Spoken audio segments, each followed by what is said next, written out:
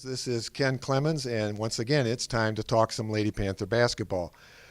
Before we talk about this year, however, just reflecting back on the last season, Mike, your third season with Davenport, and once again, a 30-win season, actually 34-2, second best record in school history. Another conference championship, another trip to the national tournament, and for the third time in your 2 years into the Final Four, or Fab Four, I guess is what they call it out in Sioux City. But and you did that all, Mike, once again without having any starters back last year and only one senior on your team.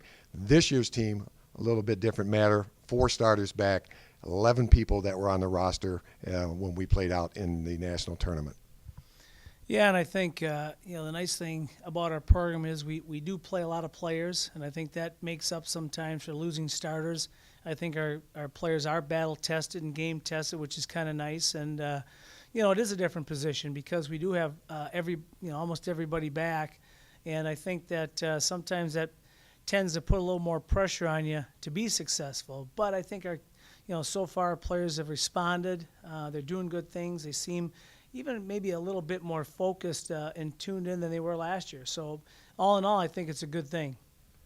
Talk a little bit about some of those returners.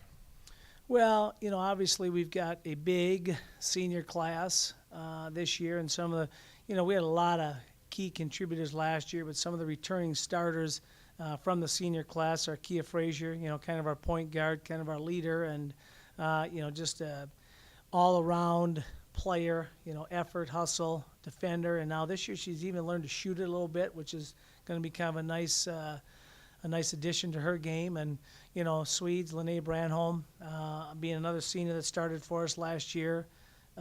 Again, a player that can really shoot the basketball, and I think she's become a little bit more complete this year. And then obviously Brittany Johnson, who transferred in last year as a junior, is returning. Just a heady player, great court leader, can really pass the basketball. Really has a great sense for the game, and also a great rebounder. So, those are 3 of the key kids. And then, some of the kids that came off the bench last year, Kelly Deneen, all-around player, Kaylee Van Keulen, obviously was a shooter last year, a little bit more of a shooter this year, which is kind of nice. And, we have a transfer, but we might talk about those later. So those are some of the seniors that we have returning. And let's talk about the transfer right now, or the couple of transfers, plus a couple of freshmen that you seem to be high on. We've got a transfer, Dinah Grasilis, who came from Grand Valley. She's got 1 year left, and she's kind of replaced Allie Bowman. A little different type player. Dinah's more of an offensive threat from the perimeter, and maybe not quite as good as Allie was on the glass and on the defensive end, but she can kind of stretch the defense a little bit. So she's been a great addition. And then, we've got a couple freshmen that are going to, hopefully see some time this year, maybe more. I don't know. But right now, the 2 kind of head in the pack are Angela Hubert from Jackson Lumen. She's kind of a combo guard, can shoot it, has a good court presence. And then we call her Momo, Jamari Neal.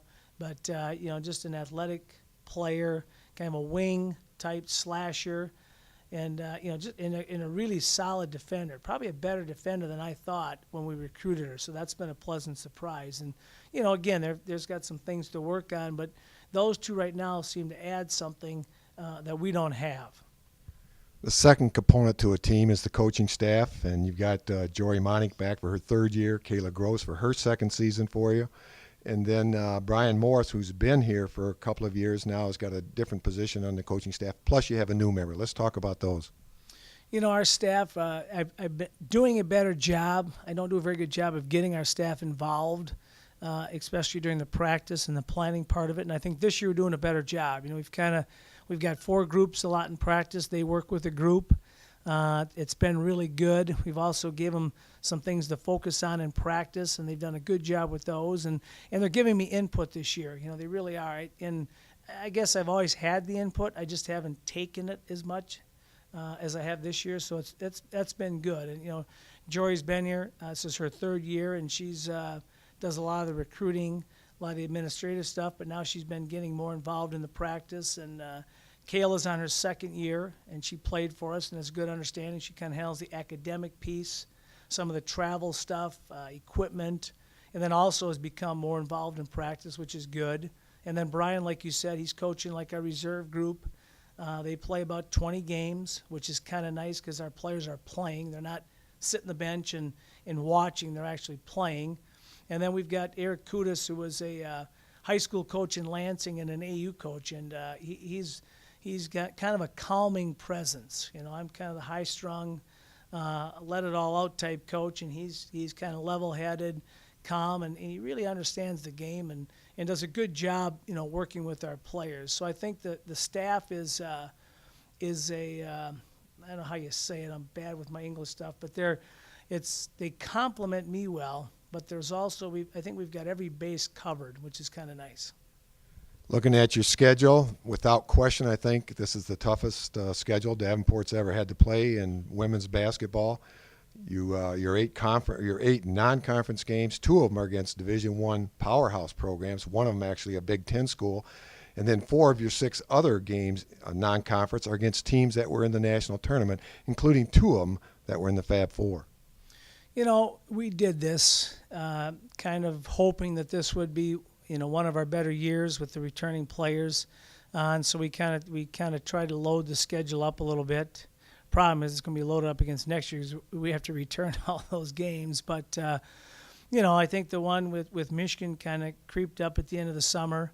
You know, they contacted us. I talked to them a little bit when we went and watched them practice a couple times about playing. So that one snuck up on us. And then obviously Wisconsin Green Bay called late. They couldn't find a game. So we're going to go there after Christmas. And, you know, they're a very solid Division I team. It's a great atmosphere. I think it's going to be a nice thing for our players to play in, you know. And then obviously you got Cardinal Stritch, who's got everybody back. And they're really good. They were last year. We snuck one out there, placed by 2. They got to the Final Four, and then St. Francis, you know, has a great deal back. They did lose their 2 guards, but you know, it sounds like they brought in a couple transfers of junior college players. So, you know, I think it's good. You know, obviously, anytime we've kind of felt like we did need to try to increase the strength of our schedule, and I think we did that this year. Let's wrap up then real quick, Mike. The Wolverine Hoosier Athletic Conference, the coaches poll just came out this week, and as always, we're number 1, selected by the other coaches, not necessarily you. Siena Heights 2, Cornerstone 3. How do you see the conference? You know, I think there's a group of teams that are going to be kind of banging on the door for the conference championship, and obviously with us winning it last year and returning most of our players, we should be there. Whether we win or not, who knows? You never know. A lot of things come into play. I think Siena returns some nice players. I think Cornerstone returns some nice players. Obviously, if you're looking on returnees, UNOH returns a nice group. I think they lost 1 senior, and she was even hurt second semester. You know, so the teams that are returning a lot of their players and players that were playing are obviously going to be picked towards the top. But, you know, you never know in the conference because transfers come into play and freshmen come into play. So, you know, polls are polls, but, you know, you got to play the game. So I think it's going to be a good conference. I really do. I think it's going to be a solid conference again, like it always is. And, you know, I think there's a bunch of teams that got a chance to win it. Thanks, Mike. All right, Ken, thank you. That's Mike Williams, the Lady Panther basketball coach. It'll all get started on October 30th. Davenport will host Cardinal Stritch out of Milwaukee. 6 o'clock, we'll tip it off, and you can listen to every game on the Davenport Athletics Network. Ed Keating and I, both home and away.